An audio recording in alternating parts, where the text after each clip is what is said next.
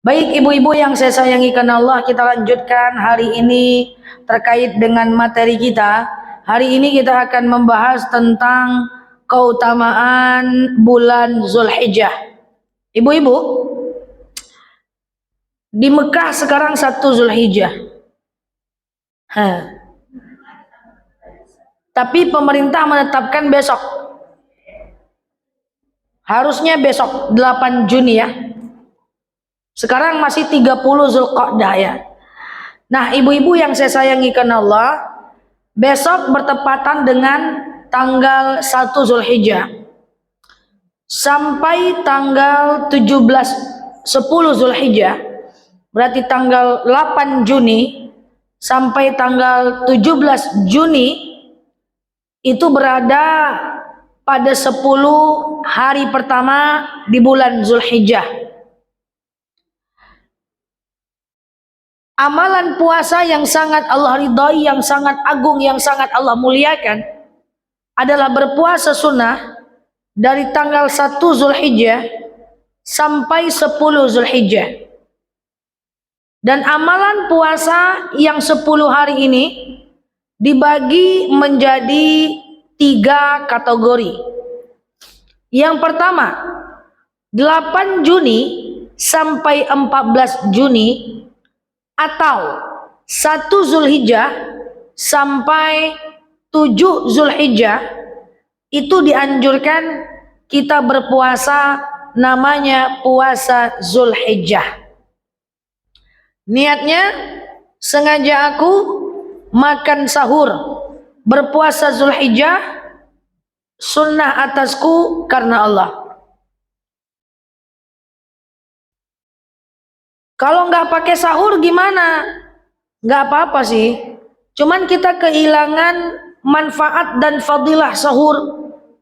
Pertama, kehilangan yang namanya berkah dalam sahur. Yang kedua, kehilangan yang namanya diijabah doa saat sahur. Yang ketiga, kehilangan yang namanya pembeda antara kita dengan non-muslim. Jadi besok bangun sahur, berpuasalah. Niatkan puasa Zulhijjah. Tanggal 8 Juni sampai tanggal 14 Juni. Oke? Nah, kemudian tanggal 8 Zulhijjah. Ini kita gak ketemu lagi nih. Jadi diingat-ingat nih ya.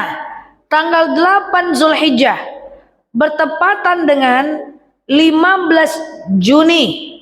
Ibu niatkan puasa tarwiyah. Sengaja aku makan sahur, puasa tarwiyah, sunnah atasku karena Allah. Tanggal 9 Zulhijjah bertepatan dengan 15 Juni dianjurkan berpuasa Arafah. Sengaja aku makan sahur, puasa Arafah, sunnah atasku karena Allah.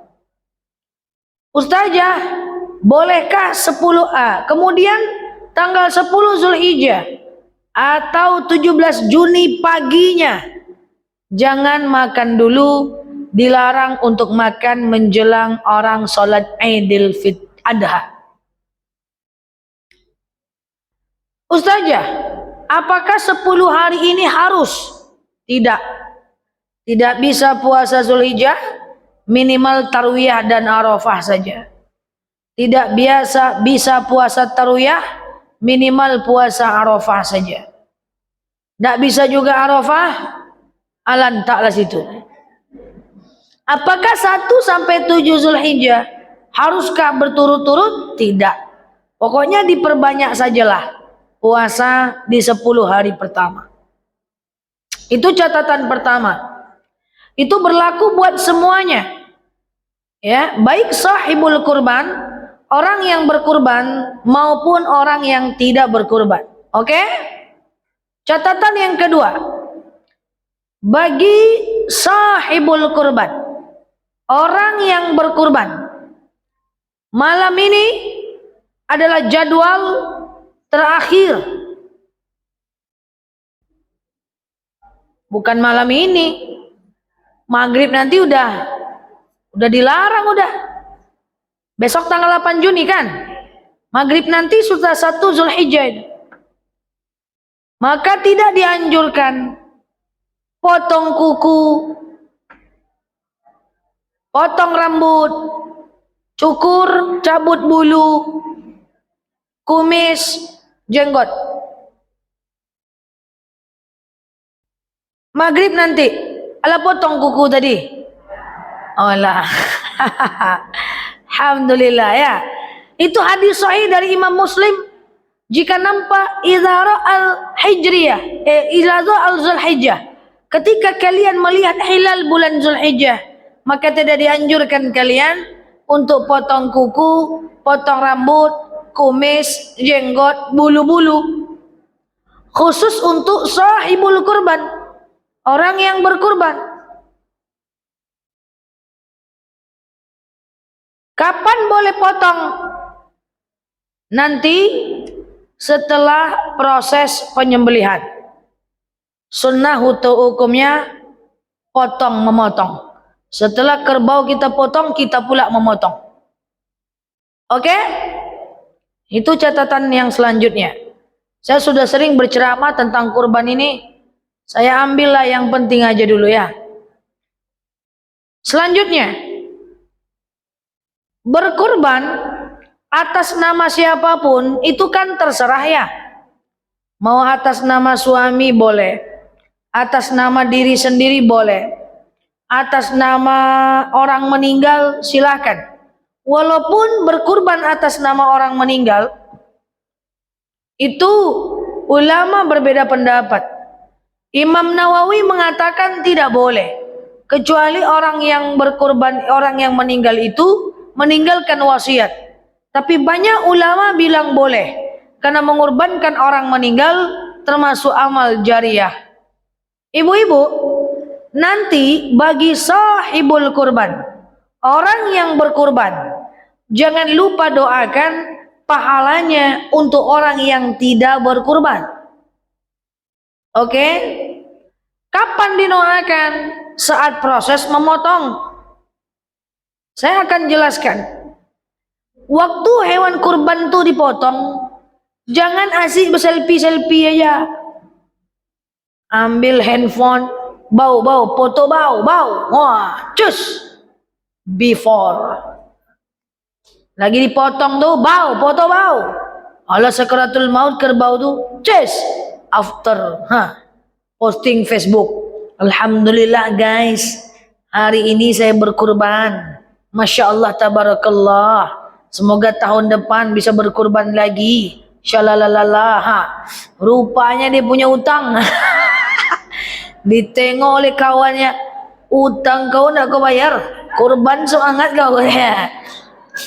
Jadi sebelum saya teruskan, sebelum saya lanjutkan, hati-hati ya. Boleh berfoto dengan hewan kurban, tapi jangan sampai kita ujub dan ria. Apa beda ujub? Apa beda ria? Kalau ujub itu dalam hati, merasa paling beriman, merasa sedekah paling banyak, merasa paling pintar, itu ujub. Merasa diri lebih baik, itu ujub. Apa beda dengan ria? Kalau ujub merasa diri lebih taat, merasa diri paling banyak sedekah, merasa diri paling solehah, itu ujub. Kalau ria, ingin ditengok orang kalau kita hebat, ingin ditengok orang kalau kita taat. Ria, ro'a yaro, memperlihatkan, ingin dilihat orang kalau kita ini baik. Nah, itu beda. Dua-duanya punya potensi kita ini. Bagi yang berkurban ini, ketika kita berfoto dengan kerbau itu, yang ganteng itu, alhamdulillah, masya Allah, tabarakallah, punya itu, bisa jadi ujub, merasa diri paling taat, bisa jadi ria, merasa ditengok oleh orang. Jadi maksud saya, bukan berarti semua orang yang posting adalah ria dan ujub. Tapi hati-hati, kalau iman kita cukup makan, cuman menengah, lebih baik jangan. Tapi kalau iman kita kuat, lanjutkan, nggak ada masalah. Saya menyampaikan ini bukan menghakimi, tapi mengingatkan saja. Takutnya pitih keluar pahala ndak dapat. Qaulun ma'rufun wa ma'rifatin khairum min shadaqatin yasba'uha adha. Tak usah berbuat baik, lebih baik daripada sedekah tapi menyebut-nyebutnya, apalagi ria. Jadi ngapain saya waktu motong? Jangan sibuk foto aja di bawah ketiak orang yang sedang memotong itu. Yang harus kita lakukan berdoa saat menengok proses pemotongan. Apa doanya? Diawali dengan iftitah. Inni wajjahtu wajhiya lilladzi fataras samawati wal arda hanifan muslima wa ma ana minal. Terus inna salati wa nusuki wa mahyaya wa mamati lillahi rabbil alamin. Terus la syarika lahu wa bidzalika umirtu wa ana minal. Terus baca solawat. Kok terus saja nggak ngomong terus apa ya? Baca solawat. Allahumma salli ala Muhammad wa ala ali Muhammad. Terus takbir. Allahu Akbar. Allahu Akbar. Allahu Akbar. Baru baca doa motong hewan. Kita bacalah. Yang pertama apa tadi? Iftitah. Kedua solawat. Tiga Allahu. Yang ketiga, yang keempat, tengok proses penyembelihan itu dan kita baca doa. Allahumma hadhihi minka. Ya Allah, ini harta dari Engkau. Wa ilaika, aku kembalikan kepada Engkau. Rabbana taqabbal minni. Ya Allah, terimalah dariku. Coba semua. Udah hafal nih? Nganga-nganga? Coba. Dibimbing ya. Coba Allahumma hadhihi minka. Lagi. Hadhihi minka. Lagi. Lagi. Allahumma hadhihi minka. Lagi. Wa ilaika. Lagi. Lagi.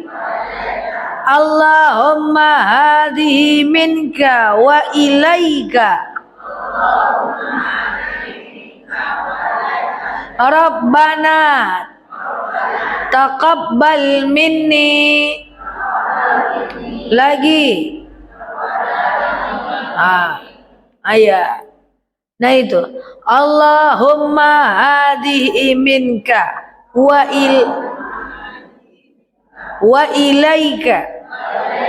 Rabbana taqabbal minni. Nah, itu dia. Coba semua dari inni wajjahtu. 1, 2, 3. Inni wajjahtu wajhiya ladzi fataras wal arda hanifan musliman wa ma ana minal inna salati wa nusuki wa mahyaya wa mamati lillahi rabbil la syarika lahu wa bidzalika umirtu wa ana minal. Allahumma salli ala Muhammad wa ala ali Muhammad. Allahu Akbar. Allahu Akbar. Allahu Akbar. Yuk. Allahumma hadhihi minka wa ilaika. Rabbana taqabbal minni. Ustazah, gimana kalau kami itu berkurban atas nama orang lain yang meninggal? Sebutkan nama dia di belakang. Allahumma hadhihi minka wa ilaika. Rabbana taqabbal min. Sebutkan namanya. Fulan bin Fulan. Seperti itu. Baru kita berdoa, ini pahala buat siapa, buat siapa, buat siapa. Masya Allah. Ya. Ya, teman-teman.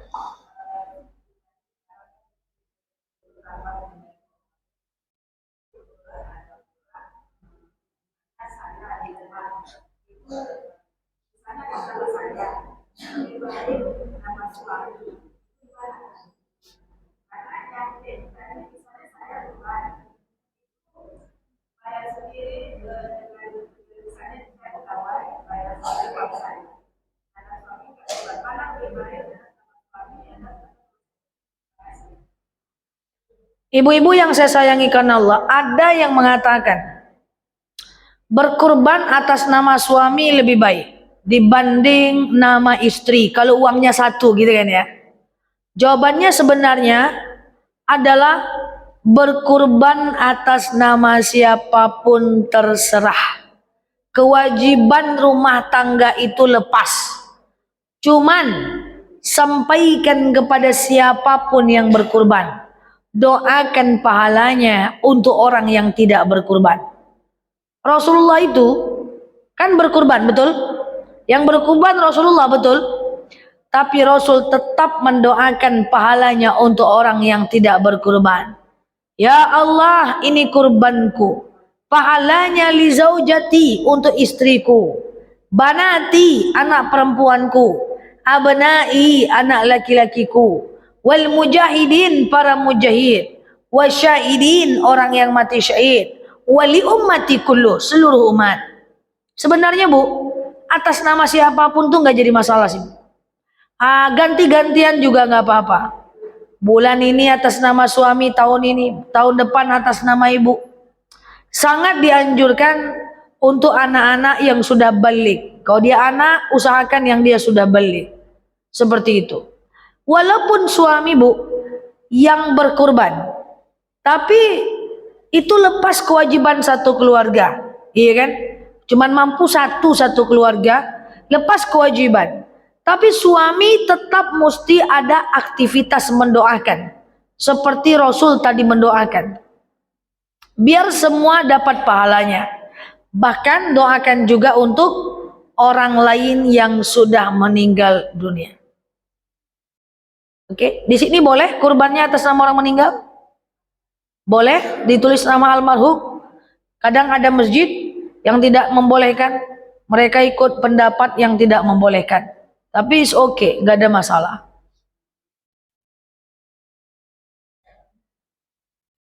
Ya Bu. Oke, selanjutnya. Tadi pertama sudah niatnya. Pertama apa tadi ya?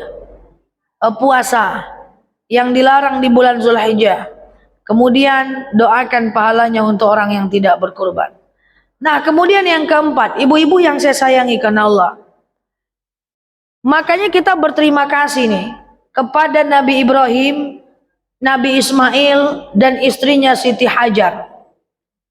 Bayangkan ada 3 syariat yang tercipta dari mereka loh.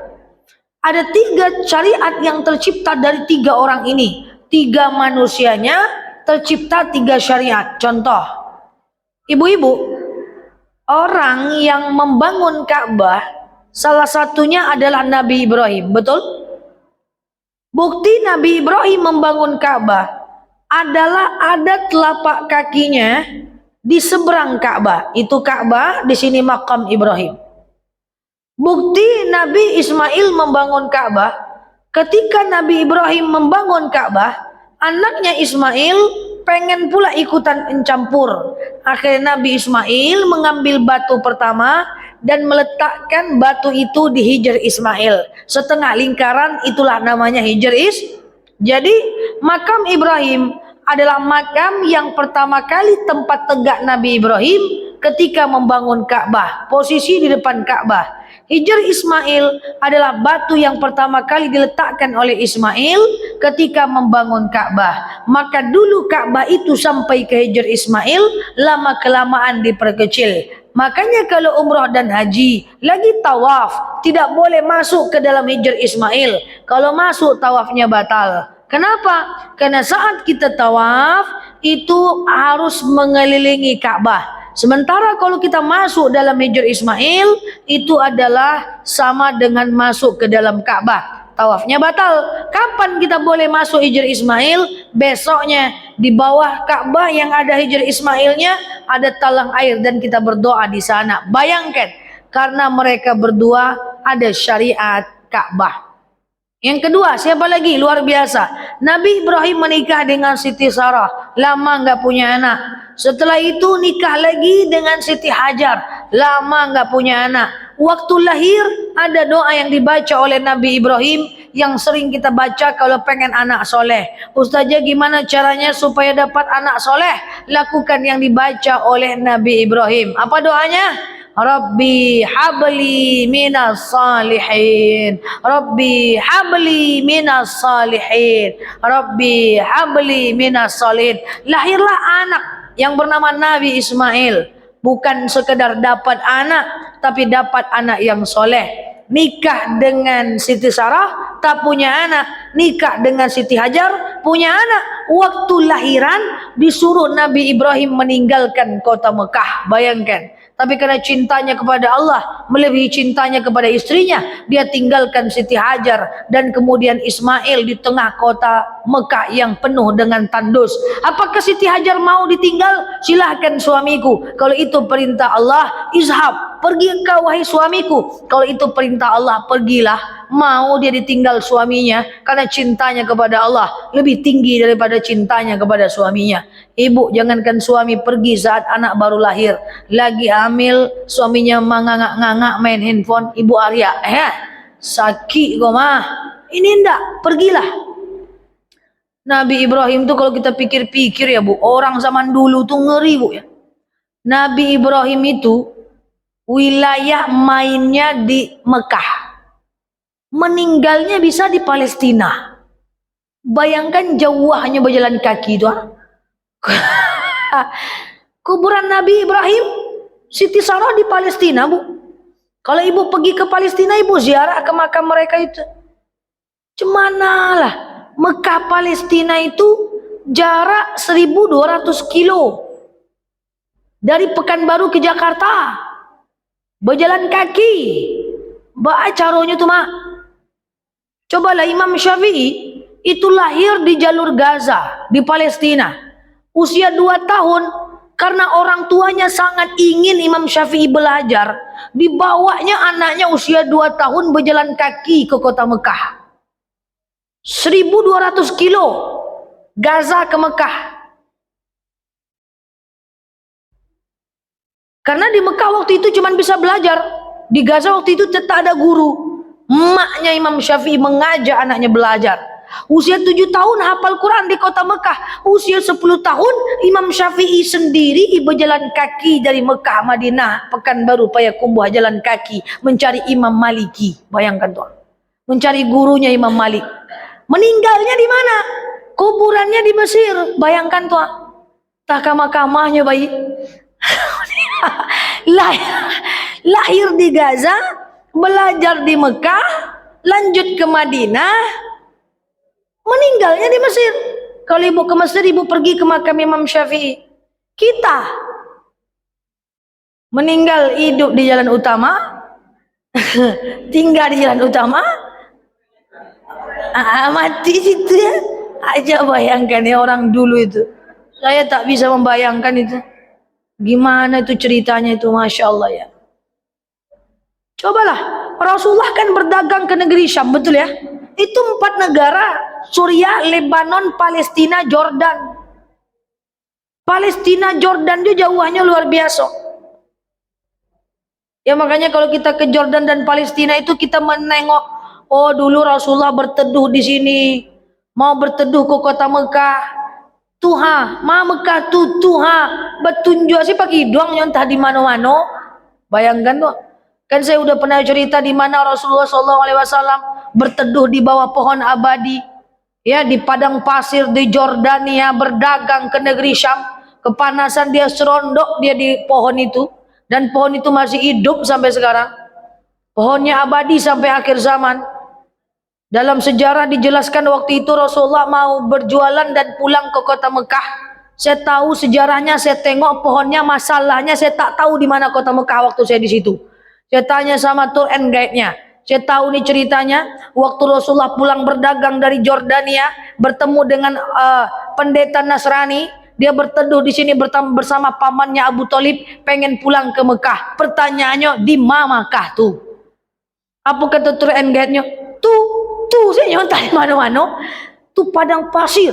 Akhirnya saya buka peta, ternyata jarak dari titik dia berteduh sampai ke kota haram, ke Masjidil Haram 1800 kilo.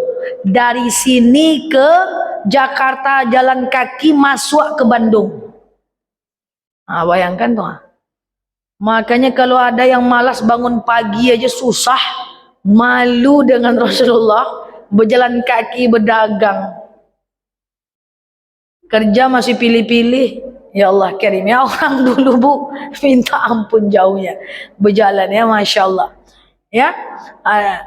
Tuh ditinggalkannya, lari-lari kecil lah, Siti Hajar, Siti Hajar, Bukit Sofa Marwah, Sofa Marwah, Sofa Marwah, Sofa Marwah, Sofa Marwah, mencari air.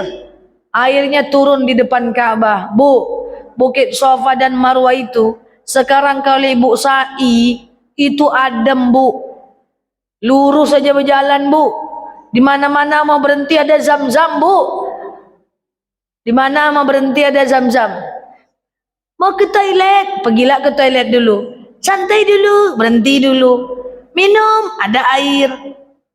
Lantainya dingin, sasak juga ngok tuh ha. Dulu Sofa Marwah itu gini bukitnya. Naik turun Siti Hajar. Ya Allah, karena perjuangannya muncullah air Zam-Zam di depan Ka'bah. Muncul lagi pertanyaan, lari-larinya di mana? Zam-Zamnya di mana gitu. Zam-Zamnya di depan Ka'bah. Ini adalah hikmah. Jadi kalau kita mau berusaha, usaha aja dulu. Usaha aja dulu. Rezekinya bisa jadi dari tempat yang tidak kita usahakan. Pertama dari mereka muncul Ka'bah, dari mereka muncul Zam-Zam. Dan yang nomor 3 paling dahsyat, setelah meninggalkan kota Mekah, balik kepada kota, meninggalkan kota Mekah, pulang lagi ke kota Mekah, termimpi pula lahir harus ditinggalkan anak, pas balik harus dibunuh anak. Ya bunayya inni ara fil manam anni azbahuka fanzur madza tara. Anakku, aku menengok dalam mimpiku aku diamanahkan menyembelihmu. Gimana pendapatmu? Jadi orang dulu itu Bu, kalau dia bermimpi sudah pasti dari Allah. Ini catatan ini. Orang dulu kalau dia mimpi sudah pasti datang dari Allah mimpi itu. Kalau kita mimpi karena galau akan masa lalu, itu bedanya. Ingat Ibu suara azan? Suara azan itu datang dari mimpi. Ada seorang sahabat dia bertanya kepada Rasulullah, "Ya Rasulullah, tadi malam aku mimpi mendengar bacaan. Apa bacaannya?" Lalu dibacanya takbir sampai la ilaha illallah. Apa kata Nabi Muhammad? "Hei, sini, ku ketemu kau dengan Bilal. Bilal, dengarkan suara anak ini, silakan kau azan menjemput orang solat seperti isi mimpi dia." Azan muncul dari mimpi. Tidur menghasilkan azan. Kita tidur menghasilkan apa? Itu bedanya. Aku diamanahkan menyembelihmu. Apa kata Nabi Ismail? Qala ya abatif alma tu'mar. Ayah, lakukan aja ayah. Semoga aku mendapatimu sebagai orang yang sabar. Usia berapa? 6 tahun. Ibu usia 6 tahun ngapain? Ini usia 6 tahun. Kalau itu perintah engkau ayah, perintah Allah lakukan. Masya Allah. Ini anak istri semua masuk surga. Masya Allah ya. Oke, kita ambil yang penting-pentingnya saja. Sudah sore. Ibu-ibu, ini ibu-ibu udah tahulah. Boleh berkurban atas nama orang meninggal? Boleh. Boleh berkurban pakai uang arisan? Kok ragu? Udah sering saya bahas. Hah?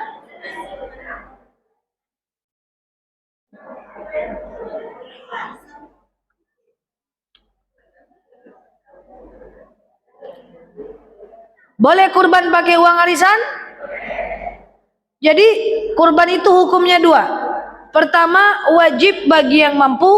Yang kedua, sunnah bagi yang nggak mampu. Jadi kalau kita nggak mampu berkurban, kita pengen kurban pakai uang arisan, yang mana kita yakin bahwa kita bisa bayar, hukumnya boleh. Tapi bukan saya rekomendasi, bukan saya suruh. Kalau ditanya apa hukum, hukum boleh.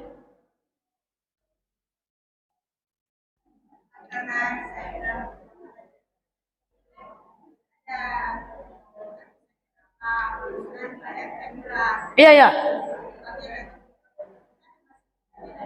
Iya, iya, kita masih bayar belakangan, boleh. Betul, uang arisan. Kan intinya utang itu kan. Boleh, tapi saya tidak saran. Cuman secara hukum boleh. Maksimal pembayaran kurban tanggal 14. Kita gajian tanggal 20. Pinjam duit orang dulu. Nanti kita ganti. Boleh, kurban boleh. Yang tak boleh itu haji. Haji harus lunas dulu baru berangkat. Karena haji hukumnya satu, wajib bagi yang mampu saja. Kalau kurban, wajib bagi yang mampu, sunnah bagi yang tak mampu. Gitu ya. Nah, orang-orang yang wajib berkurban, tapi dia tidak mau berkurban, maka yang mesti dia lakukan adalah harus berkurban. Apa ciri-ciri orang yang wajib berkurban? Ada cincin di jarinya. Ada tas cantik. Kau sondokkanlah cincinnya. Itu ya. Selagi masih ada uang berlebih, wajiblah dia. Tengok-tengoklah tangan orang. Dia wajib berkurban. Jadi kalau seandainya masih ada cincin, masih ada tas cantik, wajib. Jangan dekatiku rumahku, kata Allah, kalau kita tidak berkurban.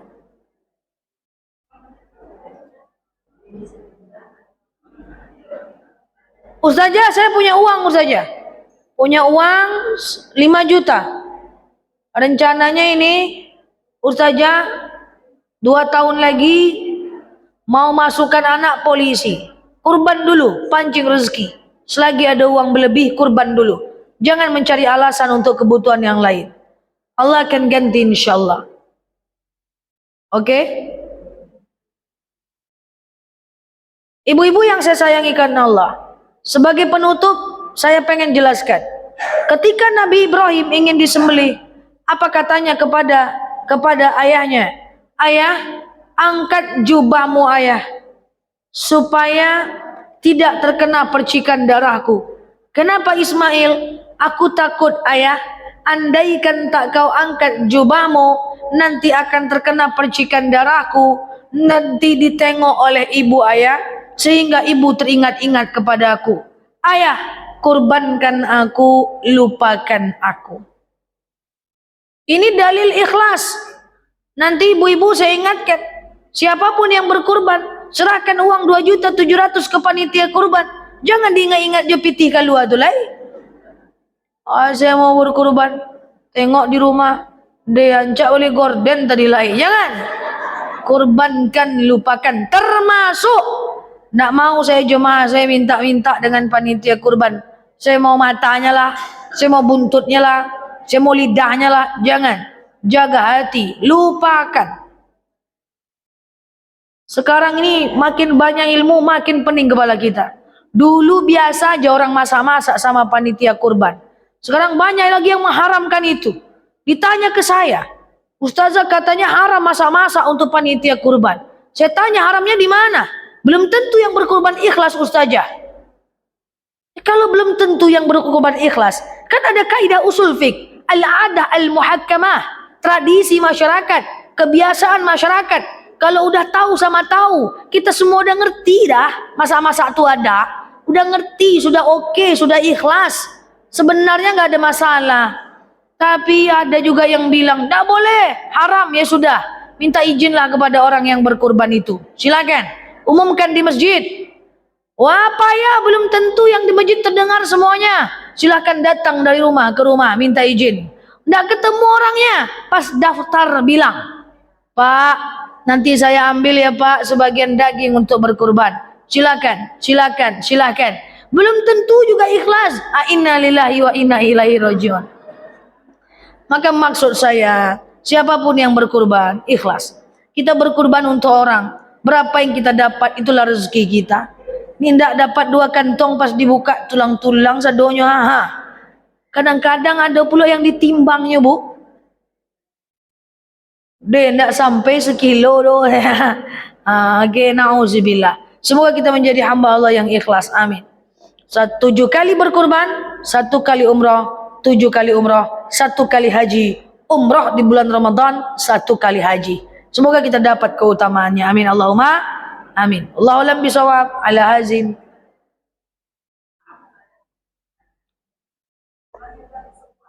Ya. Ya.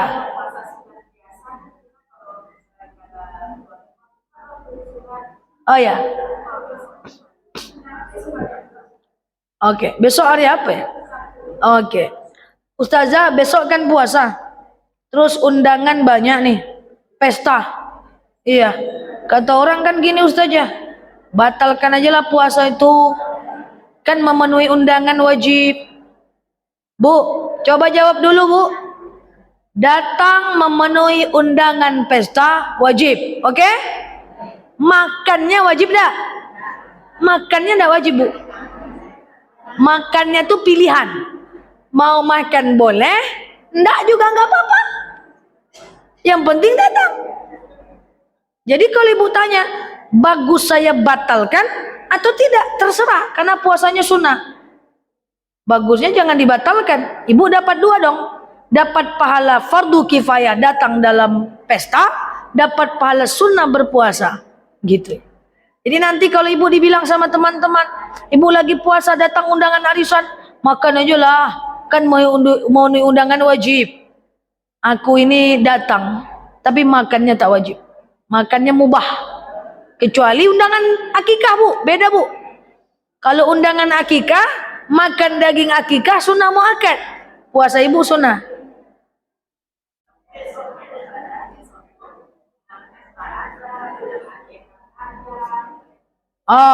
Berlaku pilihan. Berlaku pilihan. Saran saya, kalau ibu mau mendapatkan pahala yang sangat agung, pertahankan 10 hari. Oke, kan ibu-ibu enak lah. Tidak haid, tidak terlalu sering haid lagi kan. Yang payah itu macam-macam kami ini ya. Pertahankan. Orang tahu insya Allah, maaf ya, saya puasa sudah selesai. Tapi kalau lauknya anak ikan hiu itu lain ceritanya lagi. Allah alam bisawab. Oke? Ala hazihi niyah al-Fatihah.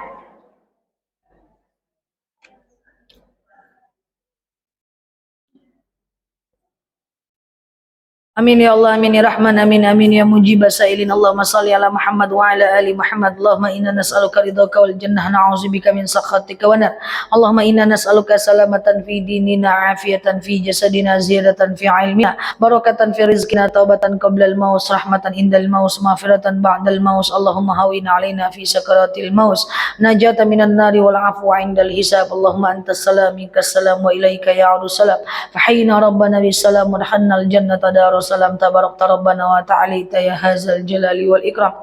Allahumma inna na'udzubika minal hammi wal hazan, na'udzubika minal ajzi wal kasal, na'udzubika minal jubni wal bukhli, na'udzubika min ghalabatid dani wa qahri rijal. Allahumma yassir alaina umurana wa la tu'assir alaina umurana ya rabbal alamin. Allahumma in kana rizquna fis sama' fanzilu, wa in kana rizquna fil ardi fa akhrijhu, wa in kana rizquna ba'idan faqribu, wa in kana rizquna haraman fatahiru, wa in kana qalilan fakasirhu ya rabbal alamin. Allahumma yassir alaina umurana wa la tu'assir alaina umurana ya rabbal alamin. Allahumma istajib du'ana ya Allah, sajib du'ana ya Rahman ya Rahim ya mujib sailin. Allahumma salli ala Muhammad wa ala ali Muhammad. Subhana rabbika rabbil izzati amma yasifun, salamun alal mursalin, alhamdulillahi rabbil alamin. Wallahu alam bisawab. Assalamualaikum warahmatullahi wabarakatuh.